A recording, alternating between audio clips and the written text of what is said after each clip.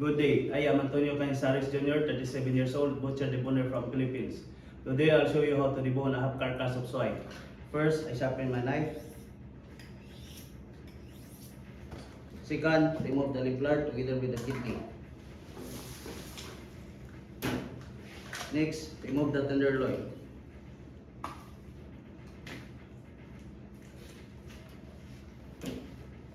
Then I will perform the final cut.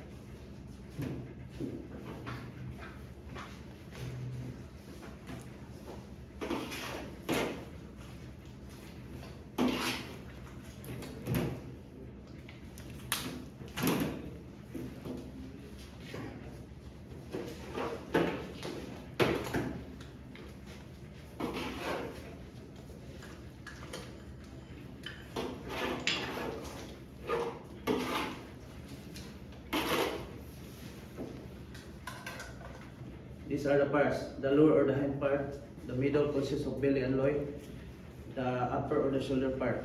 Then I will proceed to debone the lower part. First, remove the ham leg.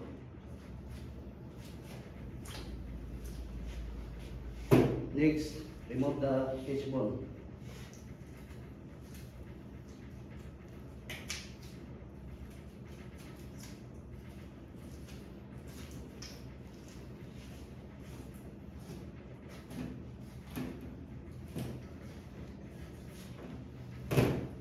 Next, remove the excess skin. And lastly, we will remove the femur bone.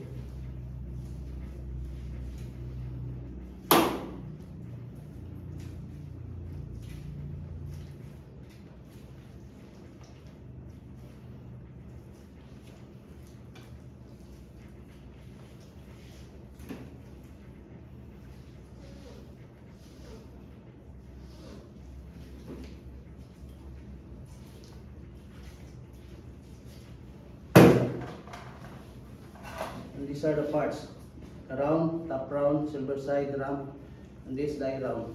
Then I will proceed to debone the upper, which is the shoulder part. First, I sharpen my knife, remove the blood clots and defects. Then I make a round here to easily remove the shoulder leg.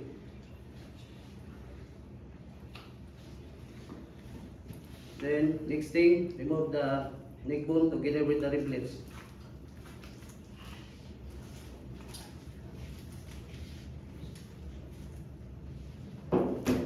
Remove the excess spots. And cut the connection of the humerus bone to the shoulder blade or scapula.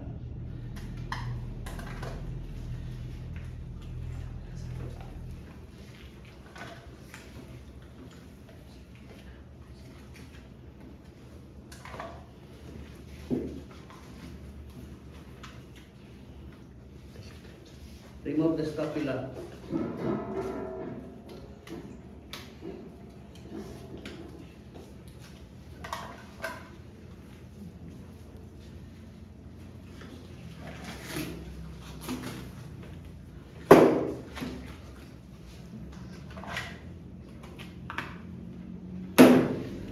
And last thing, remove the shoulder leg.